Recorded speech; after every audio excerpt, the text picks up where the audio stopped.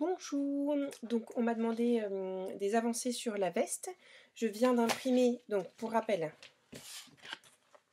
je pars de ça. Donc en rouge on voit c'est le patron de base et en gris c'est la modification. Donc c'est qu'ils expliquent qu'ils ont abaissé les emmanchures, qu'ils ont agrandi la ligne d'épaule et que la manche est plus large et plus longue pour redescendre sur le poignet. Donc moi du coup j'ai pas de modification à faire, j'ai juste à imprimer le patron et à l'assembler. Il y a déjà les marges de couture. Et ensuite je vais faire une toile pour pouvoir l'essayer à Léandre et ensuite on verra ce que ça donne. A plus tard. Donc je viens de terminer d'assembler et de coller. Donc nous avons un devant avec, ils ont prévu sur le modèle de quoi faire une patte de boutonnage. Donc là ça se plie et ça permet de faire une patte de boutonnage. Ils disent dans le livre comment faire pour mettre un zip. Donc voilà, je vais garder ça comme ça à la base et j'adapterai pour faire ma veste actuellement avec un zip.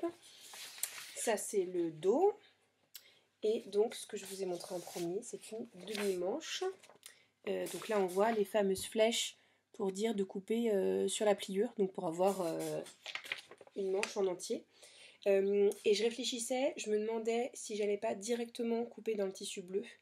Et donc comme on n'a pas envie de gâcher le tissu, je vais prendre un manteau qui lui va juste bien et voir les mesures si ça correspond à peu près, quitte à rajouter, donc rallonger les manches comme je l'avais dit, et le corps ça m'a l'air d'être pas trop mal. Donc on va faire ça, et dans les trucs à rajouter aussi j'aimerais rajouter un petit col, et ça pareil ils disent dans le livre comment faire, donc voilà, à l'étape prochaine. Je viens de vérifier, j'ai mesuré. Alors là par exemple sur le dos j'ai noté que entre la longueur et la largeur du dos il y avait ça en plus et ça en plus en longueur, donc ça me paraît pas mal. Là sur les manches c'est bien plus long et c'est un peu plus large, et j'ai mesuré sur un manteau qui a les manches plutôt ajustées, donc c'est parfait. Et pareil pour le devant, sans prendre en compte la patte de boutonnage, pareil ça rajoute de la largeur. Petit changement de programme, parce qu'au moment de placer le patron sur le tissu, j'ai réalisé que je n'avais pas lavé le tissu, qui est une grosse erreur, sauf ceux qui aiment vivre, qui aiment tenter le diable. Mais le problème c'est que une fois que le vêtement est cousu, si on ne l'a pas lavé, la première fois qu'on le lave, il peut potentiellement rétrécir, ce qui est tout à fait normal pour du tissu. Mais si on ne veut pas se retrouver avec un vêtement qui n'est plus à sa taille, est-ce que ça m'est déjà arrivé? Vous ne le saurez jamais. Et bah du coup c'est un peu embêtant, donc je les ai mis dans la machine à laver avec les autres tissus que j'avais achetés, et du coup je me suis dit j'ai la flemme de faire une toile finalement parce que j'étais contente de couper dans le beau tissu bleu, donc je vais regarder les tissus pour les vestes de mon mari et moi parce qu'on m'a demandé de l'avancement dessus.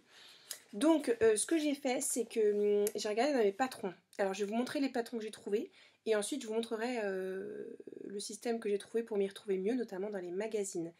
J'ai trouvé donc dans un Burda couture facile qui date de 2014. Ça a bugué, c'est bon, c'est revenu. J'ai trouvé cette veste là.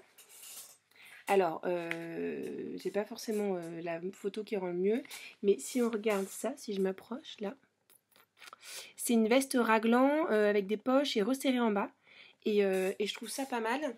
Il y a une autre image là, si ça peut aider.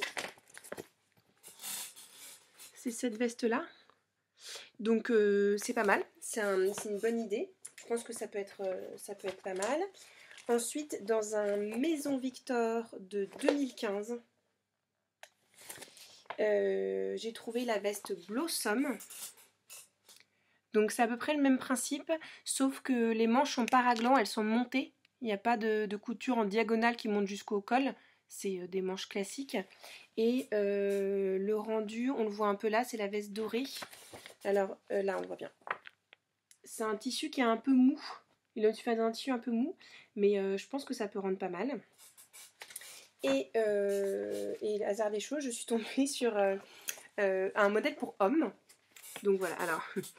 tout à fait le style de mon mari, je précise, c'est ironique, mais si on regarde le dessin technique qui est toujours bien plus parlant et qui est là-haut, c'est le même format de veste, je crois qu'on appelle ça un teddy. Bon. Donc je pense que ça va être pas mal, donc je suis contente parce que je vais pouvoir avancer là-dessus. Et du coup pour vous montrer comment je m'y suis retrouvée, puisque j'ai quand même pas mal de magazine, c'est que j'ai pris un lutin avec... et en gros, j'ai scanné la couverture et j'ai scanné les pages de présentation des modèles. Donc voilà, donc ça c'est le Burda que j'ai retrouvé. Bon, j'ai fait pas Maison Victor, je crois pas que je l'ai fait pour tous les magazines, mais j'en ai quand même tripoté. Voilà, les Autobré, si je pense que j'ai fait pour pas mal, et pour un livre aussi que j'ai, Dressing Chic. Et du coup, comme ça, je cherchais un modèle, j'ai feuilleté mon catalogue. En plus, comme on voit les dessins techniques, c'est vachement plus simple de se projeter. Moi, j'arrive mieux à me projeter dans un dessin comme ça que dans une image où la fille elle pose et tout et on voit pas trop.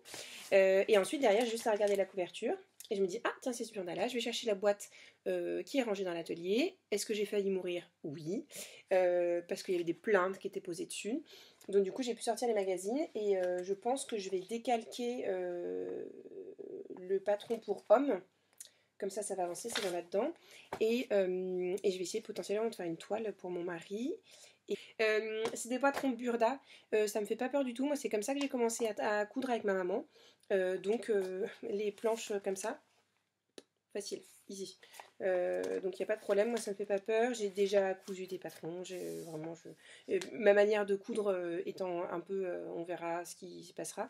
Voilà, donc on va voir bien. Et puis, et je vais aussi regarder dans mon livre. La couture pratique, le Burda style, qui est plein de modes plein de comment faire les fermetures à glissière. En gros, tout ce qu'ils n'expliquent pas dans les explications, par exemple, disent ensuite poser la fermeture à glissière.